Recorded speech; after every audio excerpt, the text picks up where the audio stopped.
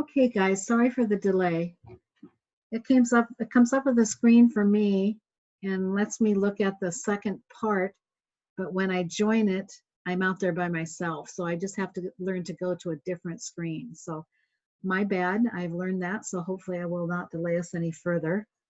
Let me get down here and share my screen, because I have gone to the figure 5.4 when it talked about choosing powerful words.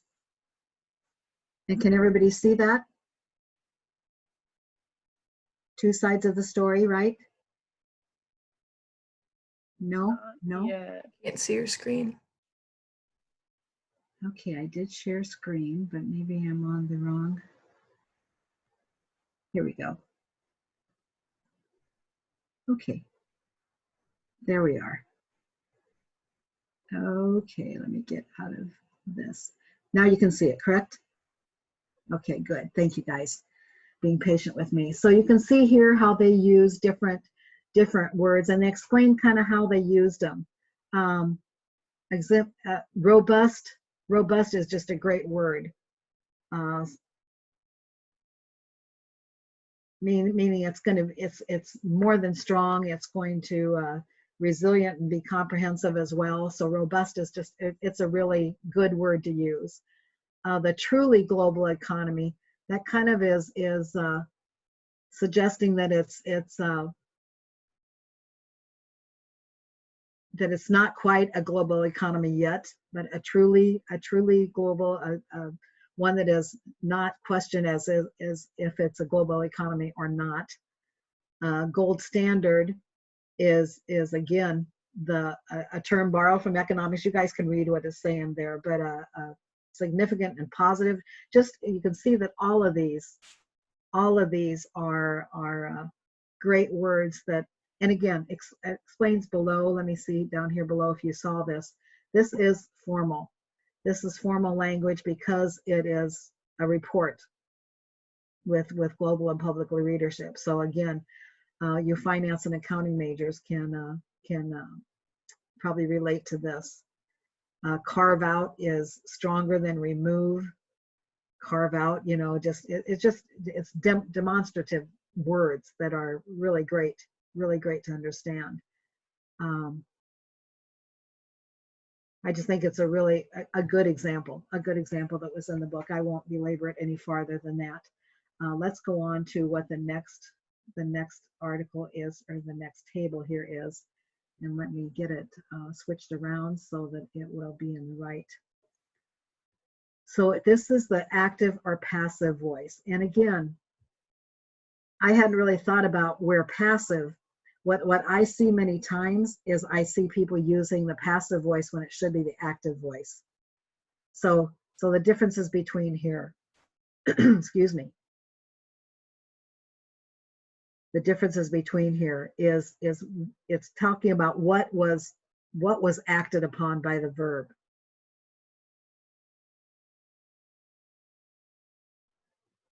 Can you see how that is switched? So something to keep in mind when you're doing your review of your paper. Is there a different way that you can say that? And again, I'm in your 4-page paper. I'm going to give you some suggestions, and I will talk about active passive in the parentheses when I'm giving you that feedback. Okay, so you'll know what I'm talking about. But I hadn't really thought about when passive is a good thing, and I really like these examples. Because what are they, you know, they're taking the personality, they're taking the person out of what they're saying. You lost the shipment. That's accusatory. That is right away, that's causing someone to be defensive. The shipment was lost. You know, we're not talking about whose fault it was. We're talking about that the shipment was lost, and what can our team do to make sure this doesn't happen again. They're not saying that Joe Blow did this and blah, blah, blah, you know, coming down on him. What I have learned over the years, and we'll talk about this in systems thinking, is what some experts in organizations and management have said, that if something goes wrong, many times the people get blamed, but it's the system, the way it's set up, that this is going to happen. So if you're talking about a lost shipment, why was that shipment lost? There's got to be some reasons, you know. So again, when you're looking at problems and issues, you don't want to highlight people who did it. You know, that's blame. The blame game is alive and well in organizations, and you need to get away from that. You need to make it okay for people to make mistakes. Let's just brainstorm and figure out how we can not let it happen again. Okay. So I recruited 7 engineers last month. You know, you don't have to say that I did it. That's the pompous, the arrogance, you know, that again, if you are in an interview and you're talking about yourself, that's a different story. That's a different story completely, because you do need to be confident and be ready to share what you've accomplished. But in your writing, you know, try to get away from the people. And this is maybe more in memos and that kind of thing that we're talking about now. But the active in the papers, you want to use your active voice the majority of the time. And I see a lot of passive writing. So the next one, again, as we are investigating the high rate of failures. So what is being investigated is what you need to talk about, not what we or I or they are doing. Okay. Makes sense to you guys? I hope it does. I hope it does. The active, like I said, in your writing and in your presentation, even the active voice is the one you want to use. Okay. All right. So let's go. Let me see what is next down here.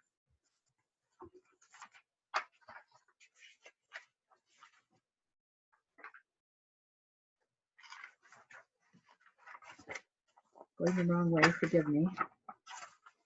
Oh yeah, we're going to go to powerful words. So let's go on to the next chart here that I'm going to share with you. And again, I'll get it switched so that it's in a good view for you. Okay, so looking at this.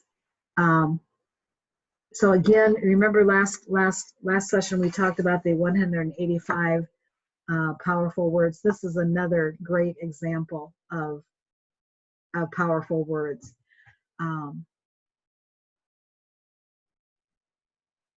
Looking at the large, small, good, bad, I see that so many times in papers, and again, what I see is some.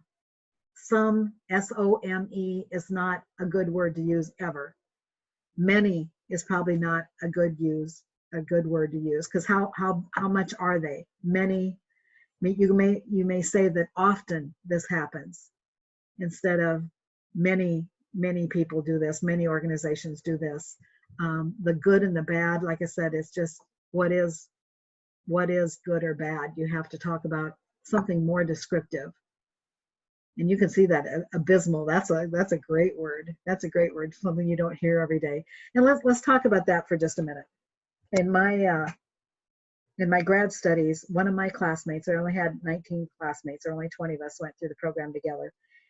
And one fellow always had a dictionary next to him, or maybe it was a thesaurus, but always had that next to him, and he was always using really big words. Well, really big words do not impress people. When your reader has to look up what the word means, that is not a good thing. And maybe abysmal is not a good word because of that. I like it because to me it means a lot.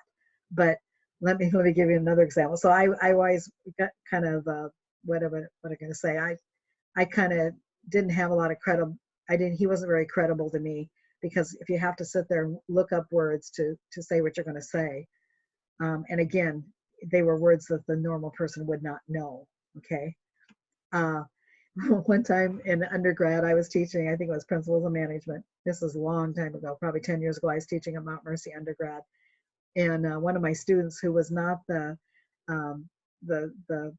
sharpest student in the group, he used a word that I learned when I was in grad school, and it's ubiquitous. And it's I don't know how many of you know what that word means. What ubiquitous means is it is all around you.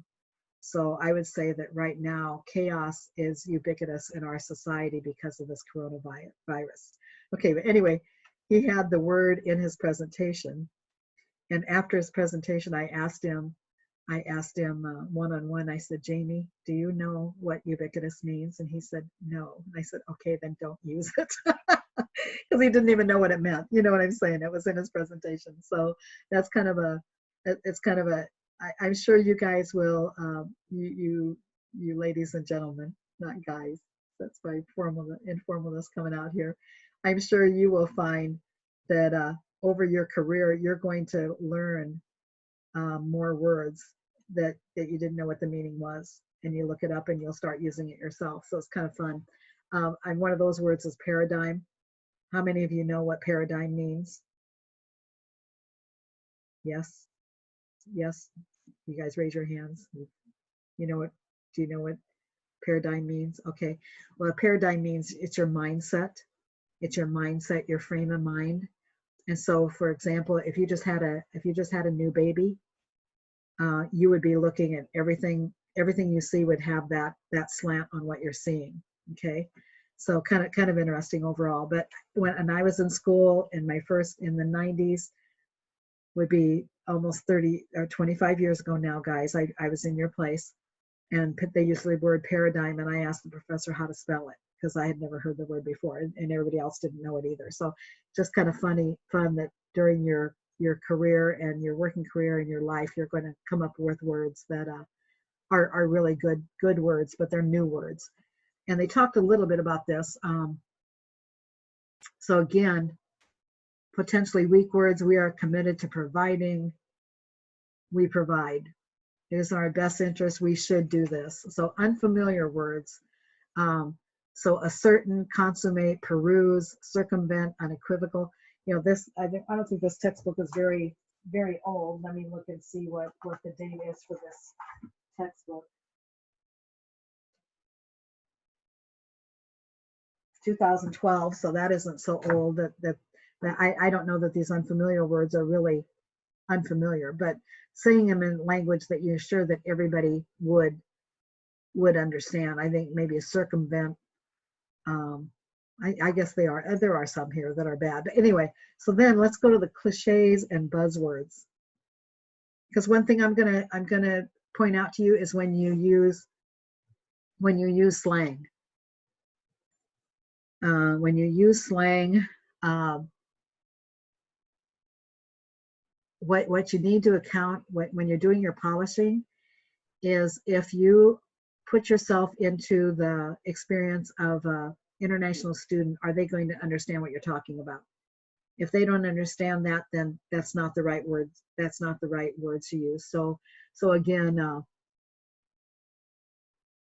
some of these are pretty fun. Eat our own dog food. I have no idea what they're talking about there. Green light, and some of these, if you do use it and you want to use it as slang in your paper, and it is something that you believe that you can give, you can say, you can include it in your paper, and you want to put it, if you want to use slang in your paper, I'm sorry, let me start over here. If you want to use slang in your paper because you believe that that's the one way you can get your thought across, then put it in italics. And that in italics, then the international student, the international reader, they can look it up on Google and find out what it means. Okay, but you don't do that. Don't use slang unless you're going to use it intentionally, and you can't say it any way better than what they're talking about. Okay, so keep that in mind. While we're talking about this, another error that I see a lot in papers is using quotes on statements, on parts of statements that you want to emphasize. When should you use quotes in a paper? Let's talk about that first of all. You writing, people with writing background, when do you use quotes?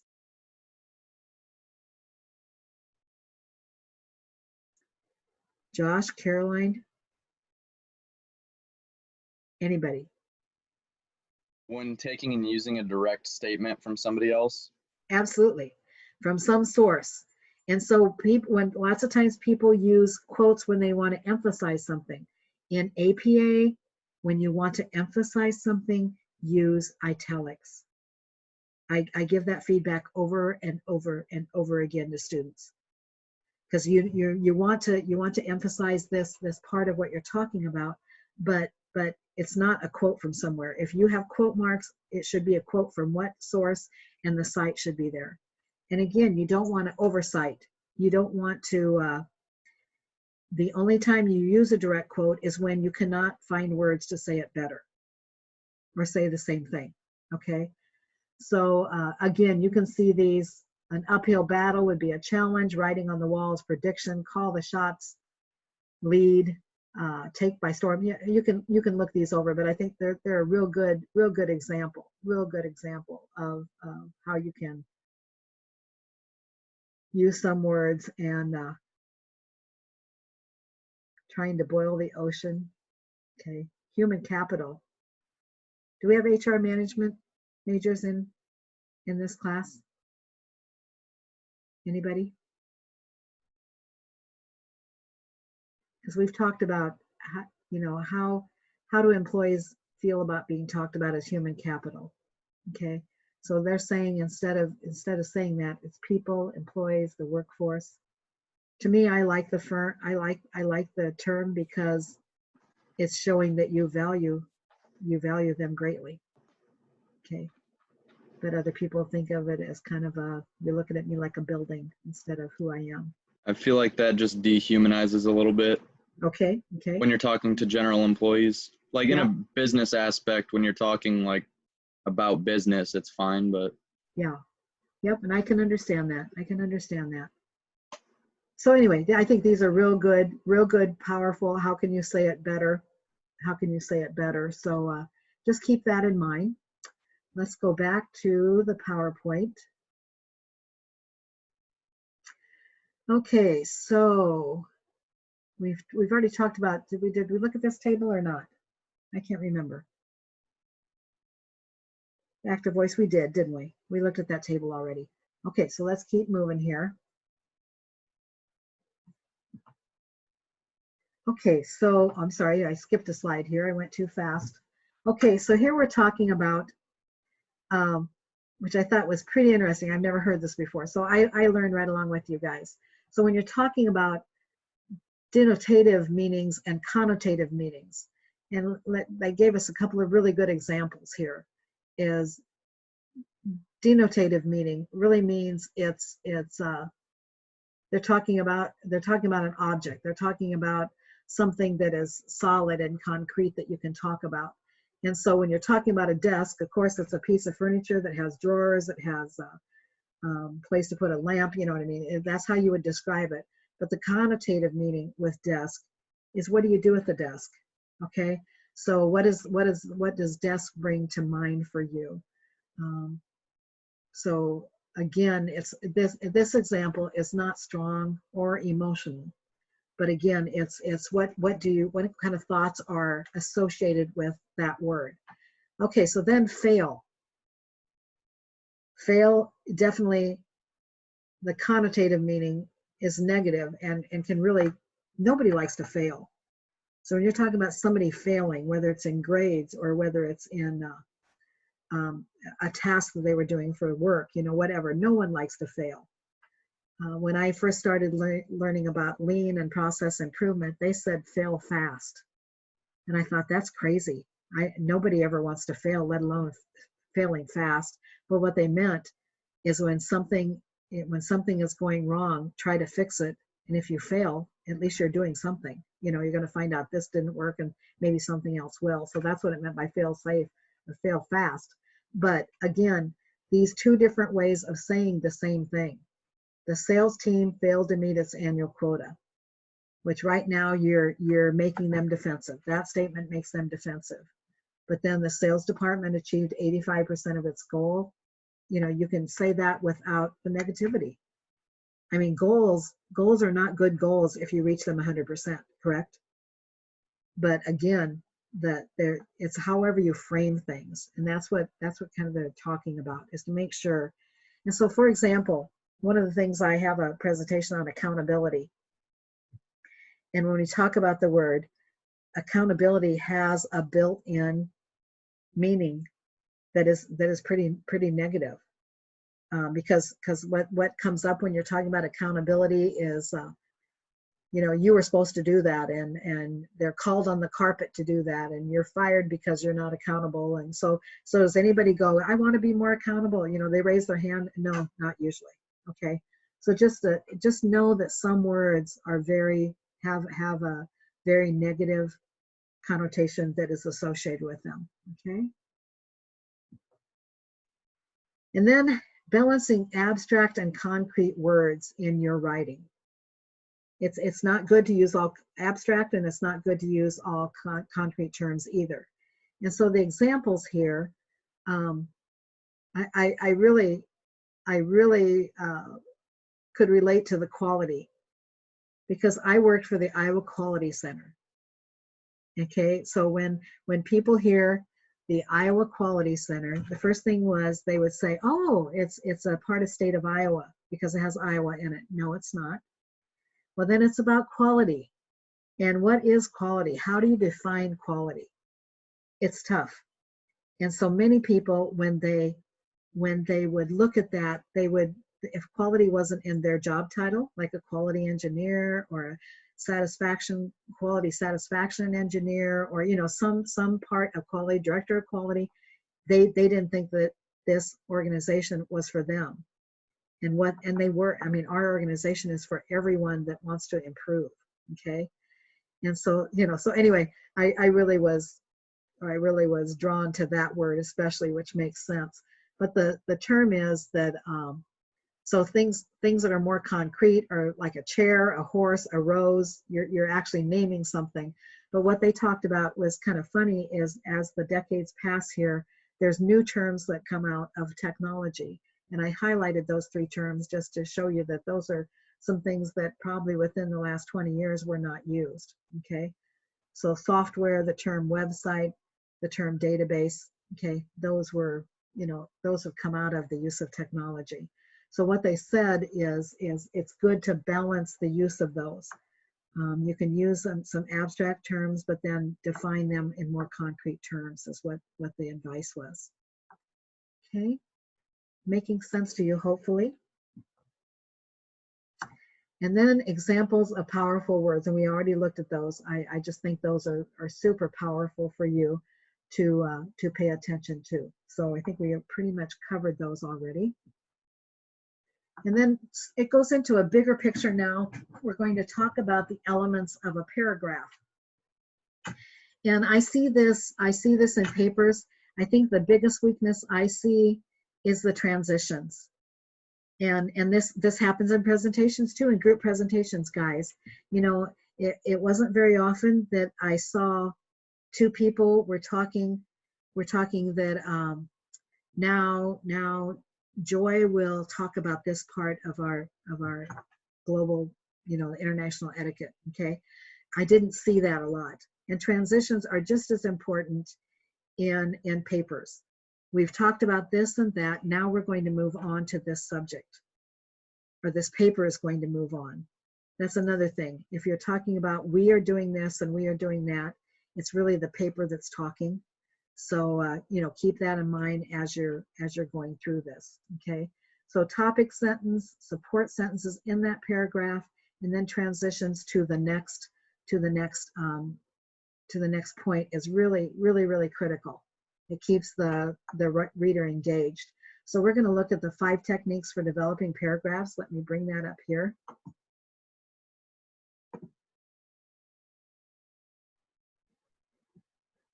Okay.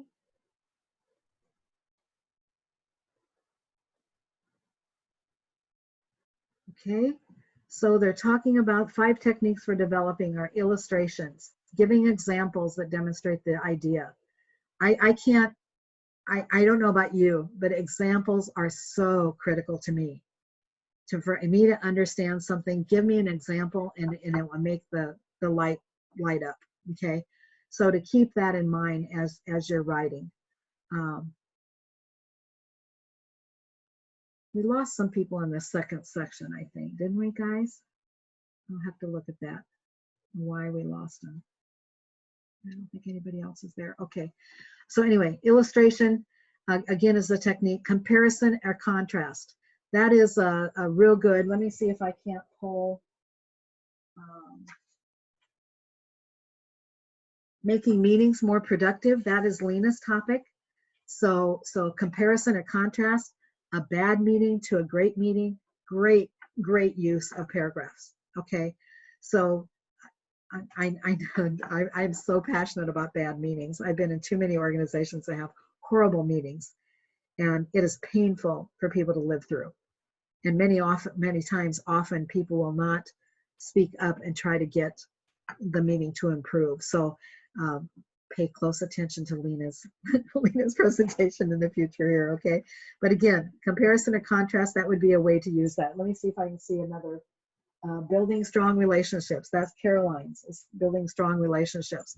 What do you do that's going to destroy relationships? All right. So that's comparison or contrast, and it could be cause and effect too. You know that what is the cause of people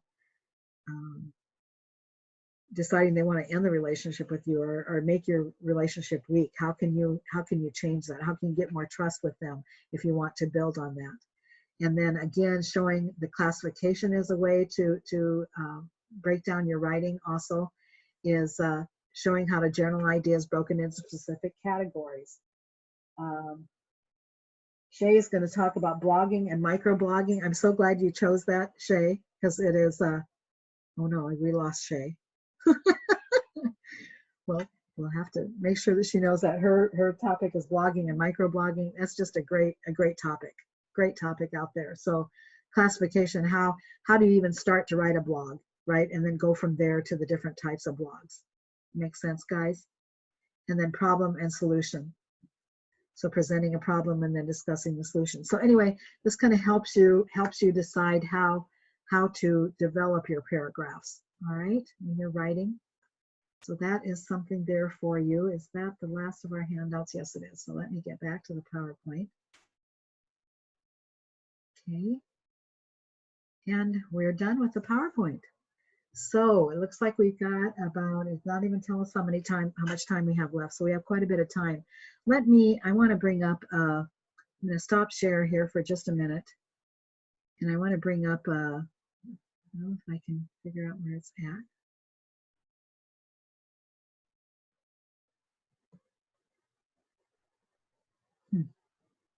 Oh, here it is.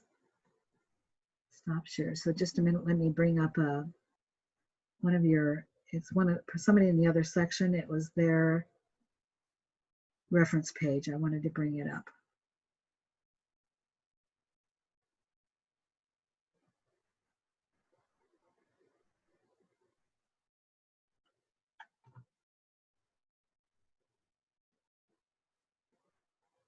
Just a moment here, I got to change a few things.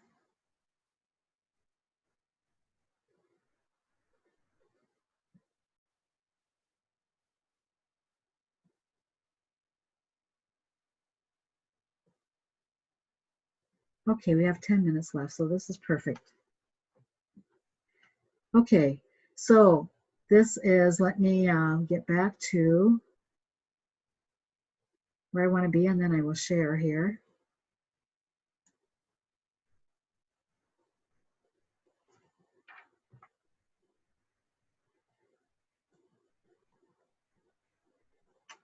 Okay.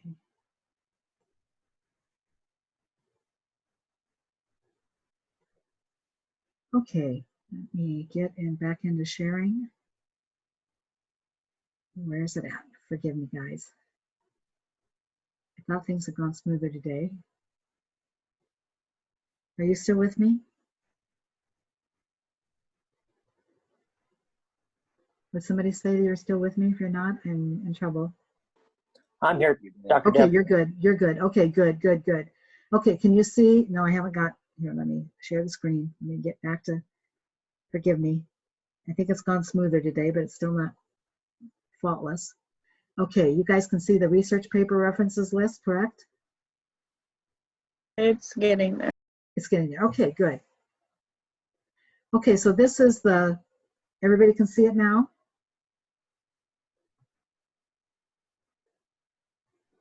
Yes, okay. See, I see some heads nodding. Thank you. Okay, so what I told this person is that the format needs to be hanging indents. And I gave him the path to change that. And so I just would like to run through that really quickly for you. So here is this. I'm going to go to this. I've got this in track changes, so I can make these changes.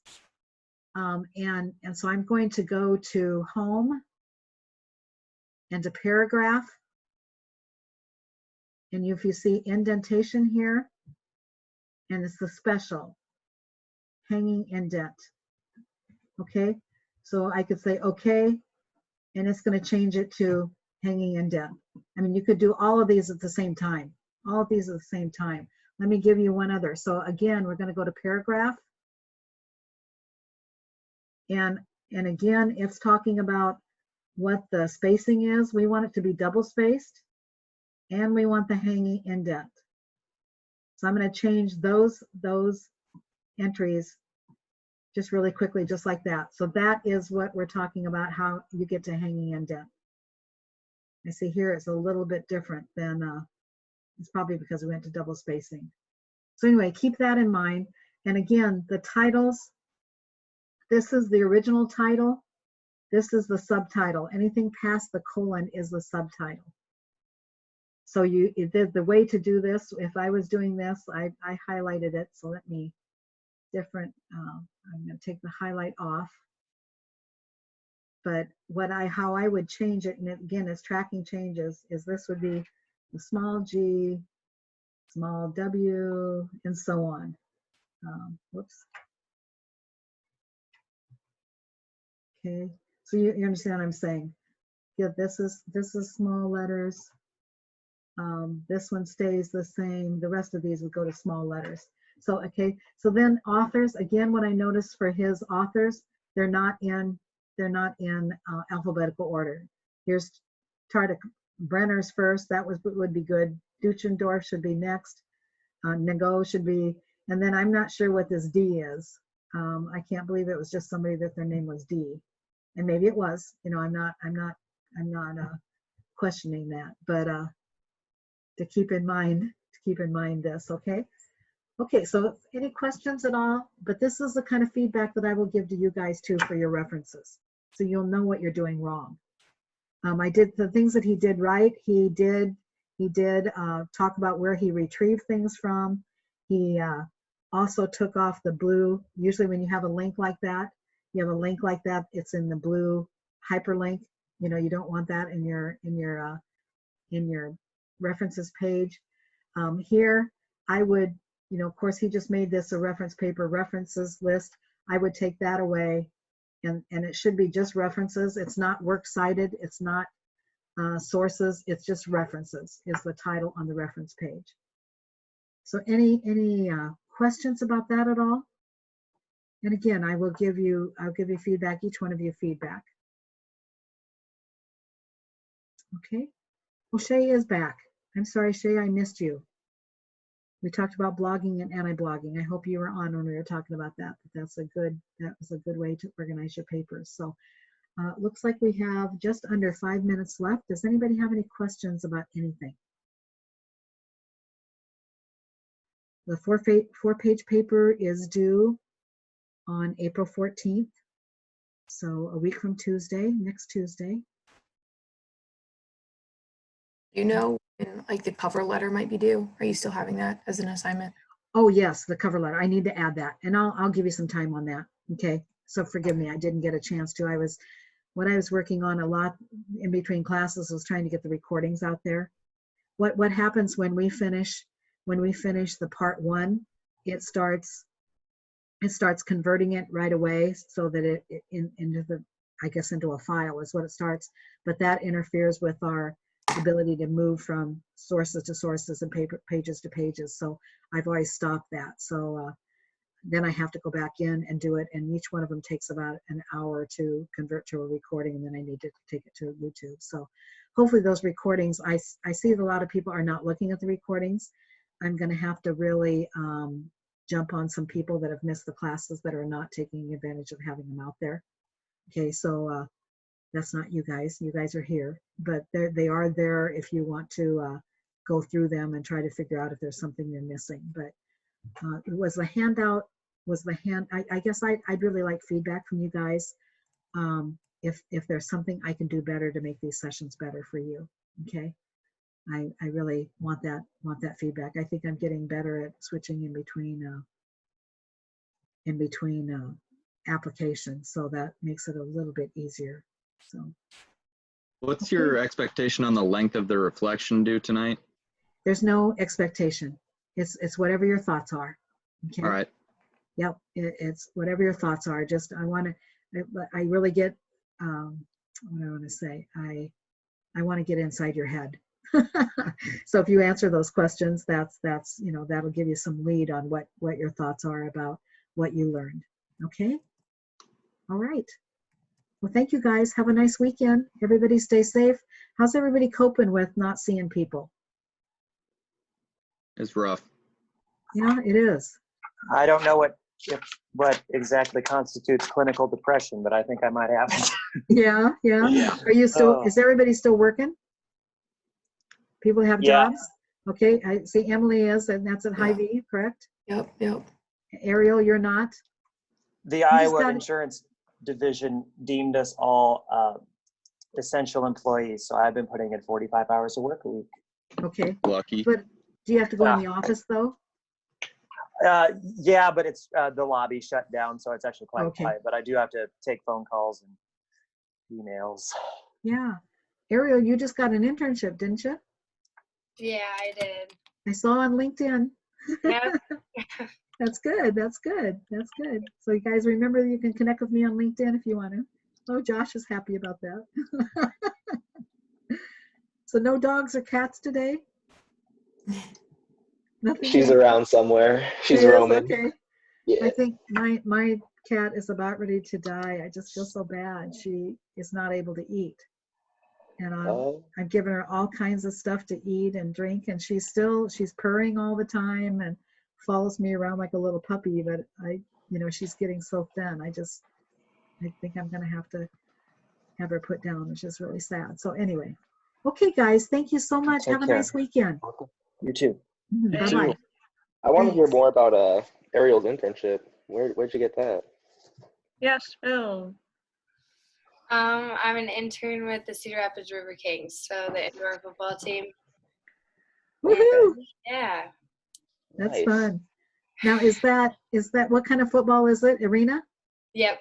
Okay, great. I wasn't sure. I knew I could look it up. I thought it was. I didn't know if it was soccer. One of them, I know there's some club teams out there, so I didn't know if it was soccer or it was football. That's great.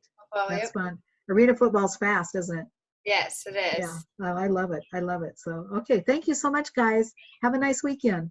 You Well, too. there's the dog. What kind of dog is it, David? He is a German short-haired pointer. Oh boy, that's the only kind of dog we one have. too. What's that? He's huge too. Oh yeah. I'll actually show you quick.